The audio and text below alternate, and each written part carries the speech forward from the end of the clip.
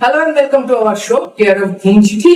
আর আজকে আমি একেবারে একটা অন্যরকম আড্ডায় এসেছি, এবং এমন একজন মানুষের সঙ্গে আমি আজকে আড্ডা দেবো, তিনি আমাদের পেশার খুব কাছের মানুষ। মানে আমি একজন চিত্র সাংবাদিক এবং আমার সঙ্গে দীর্ঘদিনের আলাপ এই মানুষটি। প্রসঙ্গত বলে রাখি, আমাদের কলকাতা ফিল্ম ফেস্টিভ্যাল এবছর 25th পা দিয়েছে। সেই সূত্রেই এই আজকের আড্ডা। এবং এই মানুষটি প্রায় 24 বছর ধরে ফিল্ম ফেস্টিভ্যাল কভার করছে, এবং তার যে গল্প, এই গল্প নিয়েই আজকে আমাদের আড্ডা হবে। সুপ্রিয় দা, নমস্কার। প্রথমে আমাদের এই আড্ডাটা আজকে খুব ভালো জমবে, বুঝতেই পারছি। আর আমাদের এতদিনের এত রকমের গল্প, সুপ্রিয়দা 24 বছর ধরে ফিল্ম ফেস্টিভ্যাল কভার করছে। তো সুপ্রিয়দা কেমন লাগে? সুপ্রিয়দা, 24 বছর ধরে তোমার ফিল্ম ফেস্টিভ্যাল কভার করা, তো প্রথম থেকে এই অবধি জার্নিটা ঠিক কেমন? খুবই আনন্দ, আমার কাছে বিরাট একটা খুব ভালো যে 24 বছর ধরে আমি ঘুরতে পারি। প্রথম বছর যেটা শুরু করেছিলাম তখন জানি না যে 24 বছর মানে আমি কভার করতে পারবো।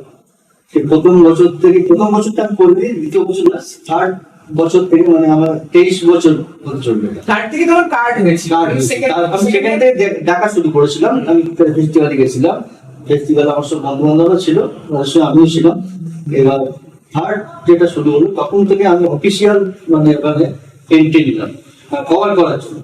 আমি একটা ম্যাগাজিনে সেই বছর ছিলাম, সেই তখন থেকে তারপরে আমি বড় হাউসে সেখানে কাজ করি, এখনো অব্দি সেই হাউসে আমি আছি। তা খুবই আনন্দ, প্রচুর আমার এক্সপিরিয়েন্স হয়েছে, প্রচুর লোকের সান্নিধ্যে এসেছি এই 24 বছর। হ্যাঁ, এছাড়াও এসেছি, কিন্তু এই ফেস্টিভ্যালে আসার পরে বিদেশি প্রচুর ডেলিগেটস আসে, এখনো আসে, বিদেশ থেকে আসে, তাদের আসে, তাদের প্রডিউসাররা আসে, তাদের সাথে আলাপ হয়। হ্যাঁ, খুবই ভালো লাগে, খুবই আমরা মজা করে দিন আমরা কিন্তু অপেক্ষা করে থাকি প্রায় ফেস্টিভ্যাল আসবে, এবং আমাদের অনেকটা দুর্গাপুজোর মতো। ঠিকই বলছো, একদম 7টা দিনের জন্য আমরা সারা বছর কিন্তু ফেস্টিভ্যালের জন্য অপেক্ষা করে থাকি, কবে আসবে সেই 10ই নভেম্বর কিন্তু উদ্বোধন হয়। যদিও এবছর মানে দুদিন এগিয়ে এসছে ফেস্টিভ্যাল, 8ই নভেম্বর উদ্বোধন হচ্ছে। তা আমরা আমরা কোনো বিদেশে যাবার বা বাইরে কোনো ঘুরতে যাবার প্ল্যান থাকলেও এই 7টা দিন বাদ দিয়ে আমি বলি যে টিকিট কাটবো। হ্যাঁ, গত বছর আমরা বাইরে আমি গেছিলাম আমার ফ্যামিলিকে নিয়ে, আমি বলে দিয়েছিলাম কিন্তু 10 থেকে 7 বাদ দিয়ে কিন্তু টিকিট কাটতে হবে, তবেই আমি যেতে পারি। যার ফলে সারা বছরে এই দিনটার জন্য আমরা ওয়েট করি। হ্যাঁ, মানে যারা আজকে আমাদের এই প্রফেশনে নেই, তারা আমাদের সঙ্গে দেখা হয় সেই ফেস্টিভ্যালে, আমরা খুব জমে একসঙ্গে আড্ডা দিই। একটু ফ্ল্যাশব্যাকে চলে যাই সুপ্রিয়দা। সেই সময় ফিল্ম ক্যামেরা ছিল 95, 96। হ্যাঁ, সময় ফিল্ম ক্যামেরা একদম তখন তো 95 ক্যামেরা ইউজ করতো। আমার ছিল একটা ক্যানন ছিল, তারপর মিনোরিটা আমার ছিল, মিনোরিটা SRT 01। হ্যাঁ, মানে মেটাল বডি, খুব হার্ডি বডি ক্যামেরা। প্রথম ক্যামেরাটা ছিল বলে ক্যামেরাটা মিনোরিটাকে ছাড়িনি, ক্যাননটা একটা ছিল রোল ক্যামেরা, মানে ফিল্ম ক্যামেরা ছবি তোলা। হ্যাঁ, এবার তখন সদ্য মানে এই আসছে আর কি, মানে কালার বেশিরভাগটাই আমরা সাদা কালোর ছবিতে তুলতাম। কালারটা তোলা মানে আমাদের খুব ভীষণ কষ্টলি সেই সময় ছিল। তাহলে ওটা একটা মানে রেখে দিতাম যে ভবিষ্যতের জন্য। সাদা কালোতে বেশিরভাগ ছবি তোলা হতো, ছবি তুলে এবার তো ছবি তো তুললেই হবে না, সেটা ডেভেলপ করতে হবে, প্রিন্ট করে আমাকে ঠিক সময়ের আগে 9টার মধ্যে আমাকে গিয়ে অফিসে জমাতে হবে, তবে তারপর দিন কাগজে হ্যাঁ। যার ফলে সেই সময়টা খুব মানে টাফ ছিল আমাদের। যতক্ষণ না ওটা ডেভেলপ হয়ে ঝুলছে, আমরা দেখতে পাচ্ছি যে সব মানে গ্রেড ভালোভাবে ফোকাস হয়েছে বা লাইট ঠিক হয়েছে, ততক্ষণ মানে মাথার চুল খারাপ হয়ে যায়।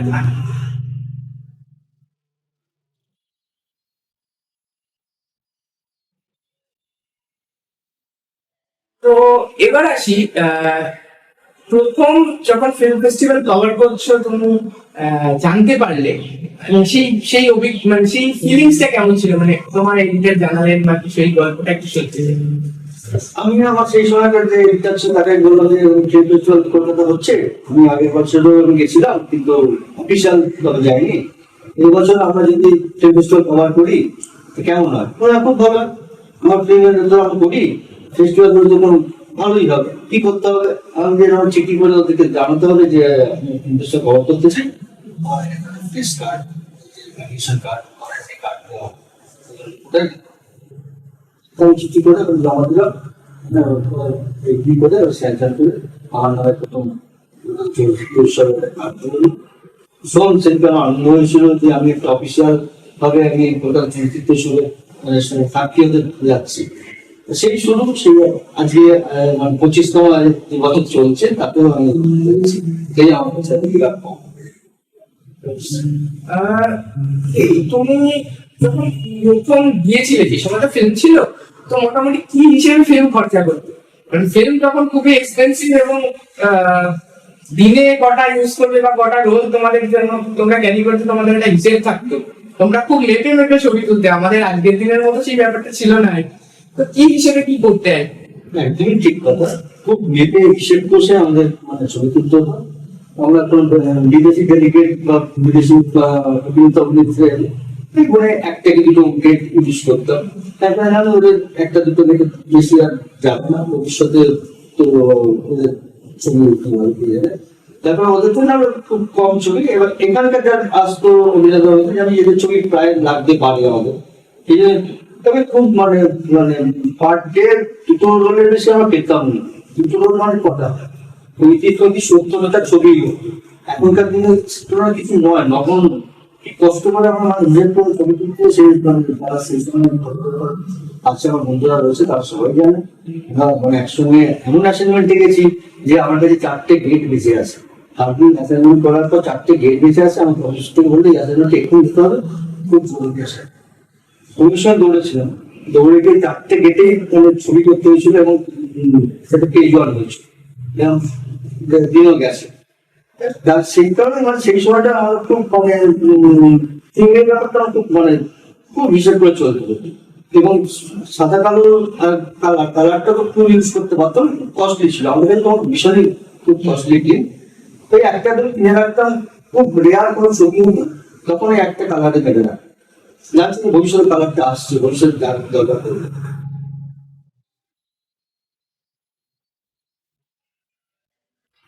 আর ফিল্মের কথা যখন এলোই, তো এই ফেস্টিভ্যালে একটা খুব ইম্পর্টেন্ট পার্ট হচ্ছে এয়ারপোর্ট। যখন আমাদের ফরেন ডেলিগেটসরা আসে বা আমাদের বম্বে থেকে সেলিব্রিটিরা আসে, সেই সময় একটা দৌড়াদৌড়ির পার্ট থাকে, কারণ সেই সময় তো ছবি পাঠানো এত সোজা ছিল না। প্রসেসটা কেমন ভাবে কি হতো যদি? না, আমরা বড় সেলিব্রিটি বা এলে তখন আমরা এয়ারপোর্টে সকালে নামতেন, আমরা সকালে চলে যেতাম।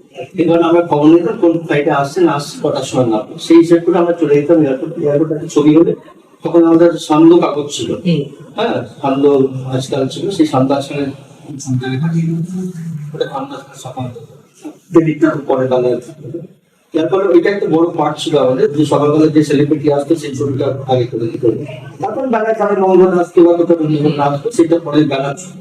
সকালে এয়ারপোর্টে নামলো, শহরে ঢুকলো এই সেলিব্রিটি, এই অভিনেতা, এই অভিনেত্রী, সেটা আমাদের সকালবেলা এটা আমাদের এটা খবর নেওয়ার ছিল, যেটা আমাদের খবরটা নিয়ে এয়ারপোর্টে পৌঁছে যাবে। এটা আমাদের এই জাতীয় কাজ করতে গিয়ে বিভিন্ন সময় বিভিন্ন ভাবে ফেঁসে যায়, এটা আমরা এই ফিল্ডে যারা আছি আমরা খুব ভালোই জানি। তো এবং বিপাকে পড়তে হয়েছে, বেশ কয়েকবার নিশ্চয়ই বিপাকে মিস হয়ে গেছে। তোমরা সেই সময় কি করে ম্যানেজ করো? ম্যানেজ বলতে ওই ব্যাগেতে আমার কার্ড ফিল্ম রেখে দিতাম এমার্জেন্সি। ধরো আমি তুললাম 27টা এক্সপোজ হয়েছে, ওখানে কেটে দিই, কেটে আমি ওইটা ডেভেলপ করি।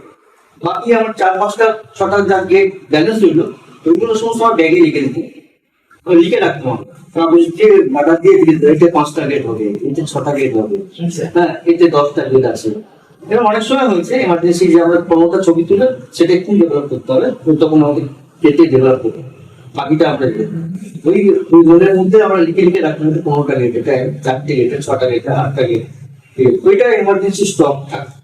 আর নাহলে আমরা ভাবছি যে এখানে আরো, যেমন একটা গল্প বলছি, সত্যি মানুষ ছিল সেই সময় আমার আগের দিন রাত্রি থেকে পরের দিন সারাদিন চলেছিল। এইবার নন্দনে যখন ওনার দেহ রাখা হয়েছিল মুখ্যমন্ত্রী আসেন, বিভিন্ন দেশ থেকে সমস্ত অতিথিরা আসছেন, দিল্লি থেকে আসছেন সমস্ত মন্ত্রীরা। এবার তো আমাদের ফিল্ম অত স্টক নেই, তখন আমরা করছিলাম ফিল্ম, তখন আমরা একজন স্টেট ওখান থেকে যাচ্ছিলাম, আমি টাকা দিয়ে আরেকজনকে পাচ্ছিলাম যে ফিল্ম কিনে আনার জন্য। আচ্ছা, এইভাবে আমরা তখন অনেকটা করি। এটা বিভিন্ন সময় আমরা তখন করে থাকি, ফেস্টিভ্যালের সময় করেছি, যা ফিল্ম শেষ হয়ে গেছে, কেউ একটা ধর্মধর চত্বরে যাচ্ছে, আপনাকে বললাম যে এই তুমি দিয়ে যাচ্ছ, ঠিক আছে আপনার একটা ফিল্ম দিয়ে শুধু এত টাকা। এইভাবে আমরা অনেক সময় ম্যানেজ করেছি।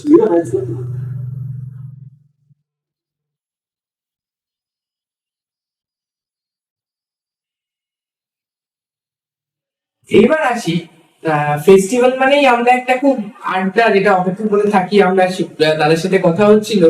তো এই ফেস্টিভ্যালে এসে কিছু স্মরণীয় ঘটনার কথা বলো, মানে এত বছর ধরে কভার করছো, বেশ কিছু মেমোরেবল মোমেন্টস এর তুমি সাক্ষী।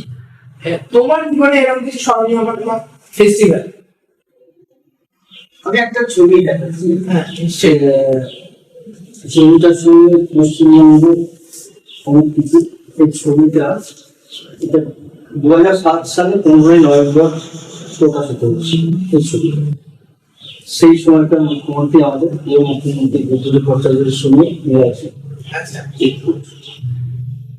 এই ছবিটা যেদিন তোলা হয়েছিল সেদিনকে সকালবেলা তখন পশ্চিমবঙ্গে একটা আন্দোলন চলছে পরিবর্তনের ডাক। না, সেই পরিবর্তনের ডাক আমরা সবাই জানি, বিশাল বড় মানুষ। এবার উনি সেই ডাকে সাড়া দিয়ে সেই মিছিলে ফিরেছিলেন এবং তাতে সবাই খুব আশ্চর্য হয়ে সারা ভারতবর্ষ জুড়ে তার আলোচনার বিষয় সেই দিন আলোচনা হয়েছিল। এবার সেই সময় ফেস্টিভ্যাল চলছে, হঠাৎ থেকে সন্ধ্যাবেলা মন্ডলে এসছেন, সকালবেলা মিছিল নিতে তখন মন্দনা রয়েছে। আমার ফটোগ্রাফার টার্গেট হচ্ছে দুটো একসঙ্গে ছবি দেওয়া, কিছুতেই হচ্ছে দুই এদিকে যান করে একসঙ্গে যাচ্ছে। তারপরে প্রায় এটা 7টা সাড়ে 7টা বাজে, তখন 4 চক্রের অনুষ্ঠান ছিল ফেস্টিভ্যাল, সেখানে উদ্যোগ রয়েছে। তা এবার ইমাল বা 4 চাকা বেশি যেতেই দুজনকে প্রায় জড়িয়ে ফেলছে। হ্যাঁ, একটা ঐতিহাসিক দলিল এই ছবিটা।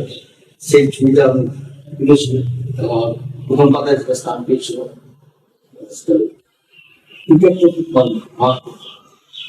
আর একটা ঘটনা নিয়ে একটা ছবি দেখাবো। এটা হচ্ছে 2002 এর একটা ফিল্ম ফেস্টিভ্যালের উদ্বোধন করতে এসেছেন সুষমা স্বরাজ। কিছুদিন আগেই তাকে আমরা হারিয়েছি, এই একটা তার সঙ্গে কথা বলার সুযোগ হয়েছিল চলচ্চিত্র উদ্বোধনের অনুষ্ঠানের পরে। মুখ্যমন্ত্রী বুদ্ধদেব ভট্টাচার্য ছিলেন, অঙ্কনা সেন শর্মা সেই সময় প্রথম তার ছবি আসছে, যার ফলে তালিকাল হয়েছিল। হ্যাঁ, এই কিছু ঘটনা, এটাও মেমোরেবল ঘটনা যে আমরা সুষমা স্বরাজের সঙ্গে বন্ধের দোতলা লবিতে বসে আমরা অনেকক্ষণ কথা বলেছিলাম। ভালো, খুব সুন্দর কথা বলে। এই একটা ঘটনা অনেক ঘটনাই আছে আমাদের, কিছু কিছু ঘটনা তো এটা একটা প্রথমে হচ্ছে 2014 একটা, যেটা অমিতাভ বচ্চন আছেন, শাহরুখ খান আছেন, আমাদের মাননীয় মুখ্যমন্ত্রী মমতা বন্দ্যোপাধ্যায় আসেন। হ্যাঁ, এটা একটা আজকালের প্রথম কথা দেখিয়েছি। এই একটা ছবি মুনমুন সেন সুলতানের ছবি। এই ছবিটা করার জন্য মুনমুন সেনকে আমি টেনে হিঁচড়ে নন্দনের ওই চত্বর থেকে টানতে নিয়ে এসেছিলেন যে তোমাদের আর ছবি দেবো। বলছে আমার কোথায় নিয়ে যাচ্ছ, তুমি জানো না ছবিটা আমি জলে কোথায় খারাপ জায়গায় নিয়ে যাই। বললে আমার সাথে খুবই ভালো সম্পর্ক, নিয়ে এসে ছবিটা করেছিল মায়ের ছবি। এই ছবিটা ছাপা হয়েছিল। এইটা একটা ঘটনা আছে, এইটা 2015 সালের এটার ছবি ছাপা হয়েছে। বিদ্যা বালনের আবদার ছিল সেলফি তুলতে হবে চলচ্চিত্র উৎসবের উদ্বোধনে। এইবার মোবাইল দেখা বিদ্যা বালন, ছবি সেলফি তুলছে কি অমিতাভ বচ্চন, কে কে রয়েছেন এখানে? এখানে মানে মুখ্যমন্ত্রী মমতা বন্দ্যোপাধ্যায় থেকে জয়া বচ্চন, শর্মিলা ঠাকুর, সন্ধ্যা রায়, বিদ্যা বালান আর অমিতাভ বচ্চন তো রয়েছেন। অমিতাভের সেলফি, এটা একটু মজার ছবি আমাদের একটা আমরা তাদের চেনাচ্ছিলাম, আমরা যেখানে ফটোগ্রাফার জন থাকে সেখানে তো আমাদের সেলফি আমরা চেয়েছিলাম বিদ্যার সঙ্গে। বিদ্যা বালান যেমন ওর আবদার ছিল সেলফি হোক, আমাদেরও ছবিটা ভালো ভালো। একটা এই বলবো, এটা আমার এটা হচ্ছে 2014 সালের 10ই নভেম্বর বেরিয়েছে বিগ বসের বাড়িতে দিল্লি, বিগ বসের বাড়িতে দিল্লি। হ্যাঁ, এটা চলচ্চিত্র উৎসব উদ্বোধন করতে কলকাতায় ছিল অমিতাভ বচ্চন। সেই সময় তার একটা শুটিংও কলকাতা শুরু হওয়ার। এবার আমরা হঠাৎ সকাল থেকে গ্র্যান্ডে নিয়ে গেছেন, ও গ্র্যান্ডের স্টেটের বাইরে আমরা সমস্ত চিত্রসংগ্রহ করছি, বিভিন্ন সোর্স বিভিন্ন খবর জানার চেষ্টা করছি যে তুমি কোথায় যেতে পারো। তারপরে সোর্সে খবর পেলাম যে উনি বেরোচ্ছে। আমরা রেডি হয়ে গেলাম, গাড়ি ফলো করে আমরা পৌঁছলাম ডি রোড। উনি ডি রোডে একটা বাড়ির দরজা খুললো, উনি বেরোলেন না বাড়িতে। কার বাড়ি কি বাড়ি কেন এলেন জানি না তখন। আমরা তো মানে ছবিটা পেতেই হবে আমাদের, কার বাড়ি এসছে না আসছে। আমরা তখন ভাগ করে এই পাশের বাড়ির সাথে উঠলো, আর একজন তাদের অন্য একটা বাড়ির সাথে উঠলো। এটা আমার ফলো করছি কি হচ্ছে। এইবার ভেতর থেকে কথাবার্তা বলে বেরিয়ে ততক্ষণ আমরা জেনে গেছি যে ওটা আমার মানে অমিতাভ বচ্চন কলকাতায় যে চাকরি করতেন তার বসের বাপ, যদিও বস নেই, মারা গেছেন, ওরা স্ত্রীর সঙ্গে দেখা করতে এসেছে। তো যাই হোক, আমরা ডাকতে অমিতাভ ছবি দিয়েছিলেন, হ্যাঁ আনইউজুয়াল একটা ফ্রেন্ড আমরা সেই ছবি পেয়েছিলাম, আমার ছাপা হয়েছিল। ওটা আমার ছাপা হয়েছিল, আমার বাইরে স্টোরি হয়েছিল। আমার বেরিয়ে যাওয়ার পর ত্রিশ ছবি গান কথা বলেছিলাম। হ্যাঁ, উনি কলকাতায় চেষ্টা করেন আমার সঙ্গে দেখা করা। হ্যাঁ, ঘরে এসছে, আমি কি খাওয়ালেন বললেন আপনি কিছুই খাননি, হ্যাঁ পরে আসবেন বলেছে, কিছু খাননি। আমার সঙ্গে দেখা করতে এসছে। এটা মানে মেমোরেবল, মানে আমরা যে সাকসেস হয়েছি ওনাকে ফলো করে গিয়ে যে আমরা সাকসেস হয়েছি ধরতে পেরেছি এবং সেটাকে আমরা ফুলফিল করতে পেরেছি, এটা একটা আমার স্যাটিসফাই। হ্যাঁ, ফটোগ্রাফারের পক্ষে এটা বিরাট মানে।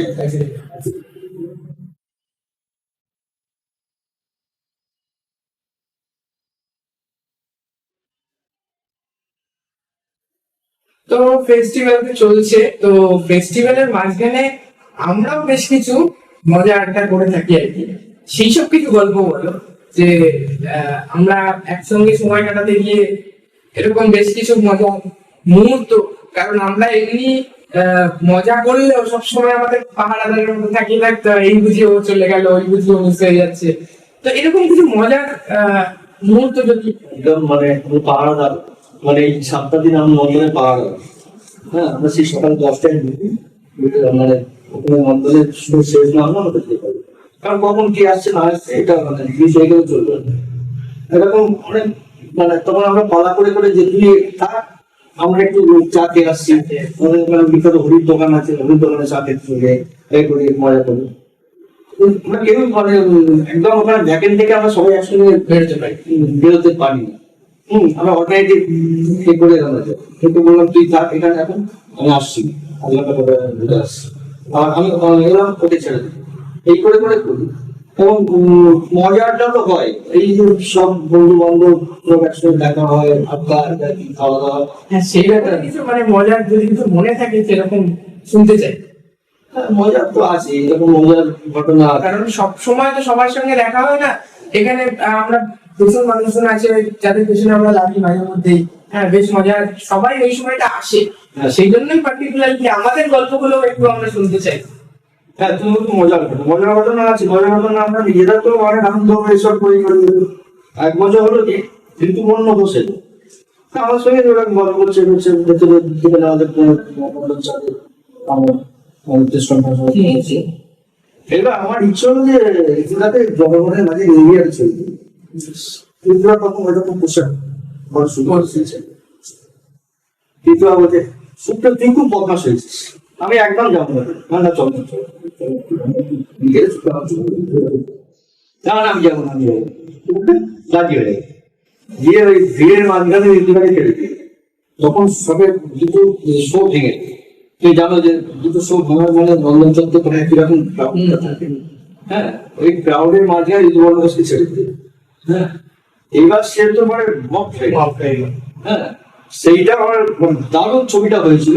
এটা আমি ওটা মজা করতে গিয়ে মানে ছবিটা খুব ভালো হয়েছিল। ওর ঋতুকে আমায় কি করলিয়ে দেয়, আগেই বলেছিলাম যে আমি যাবো না, এবং আমি মজার ঘটনা আছি। আর একবার মৃণাল সেনের করলে তুমি কোয়েল মধ্যে এটা একটা ঘটনা। সেটা চলচ্চিত্র উৎসবে মানে তখন মন্দিরত্নম এসছে বম্বে থেকে, সেখানে ঋতুপর্ণ বসছিল, মৃণাল সেন ছিলেন, কোয়েল মল্লিক এসছিল। এবার আমাদের হঠাৎ ইচ্ছে হলো একটু ওনার পরে ছবি করবো। মৃণাল পেলে বসতে কোয়েল তো বসবে লজ্জা পাচ্ছে। এবার মৃণাল বললাম যে মৃণাল কোয়েল আপনার পেলে বসে কি মনে হবে, তাহলে কেন কি মনে করবো, বসুন করে।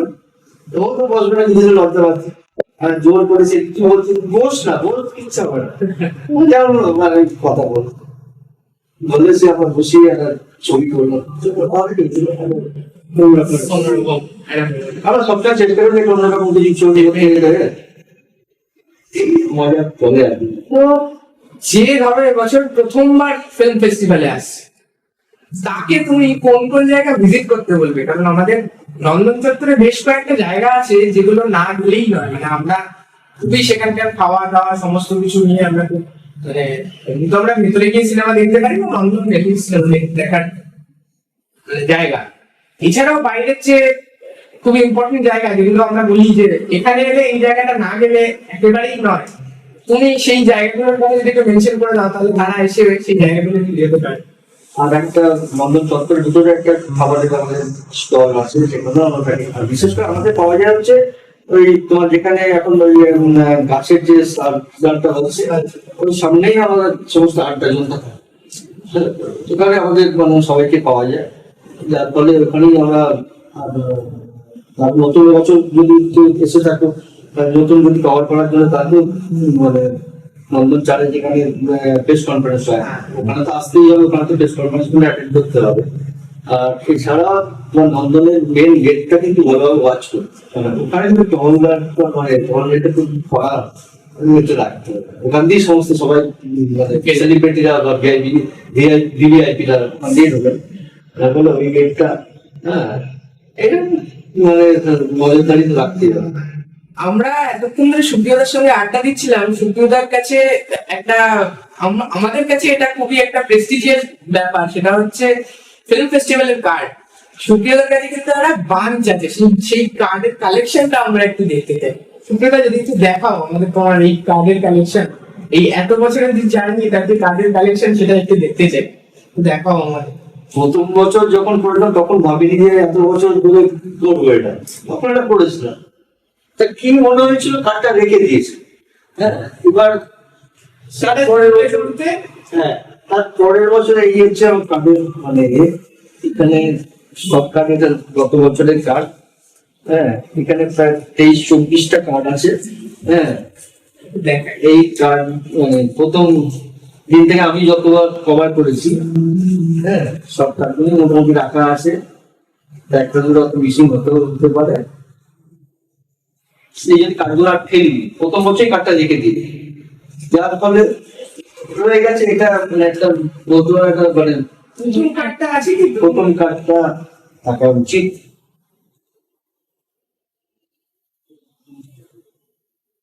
তখন কার্ড চেয়ার দেখা দিয়েছি একেবারেই প্রথম দিককার কার্ড আমি দেখাতে চাই।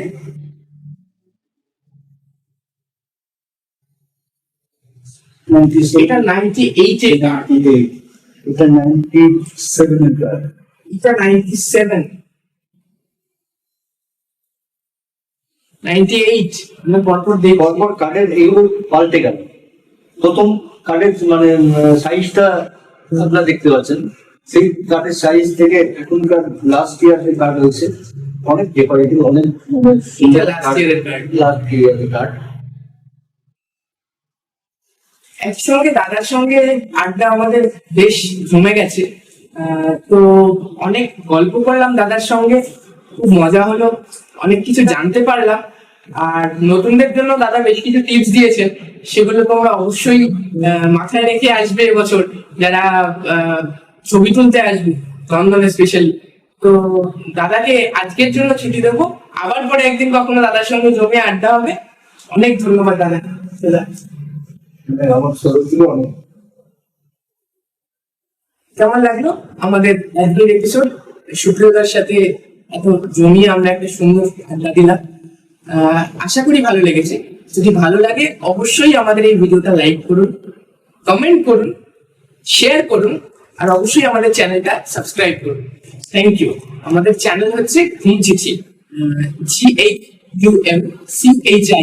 Thank you.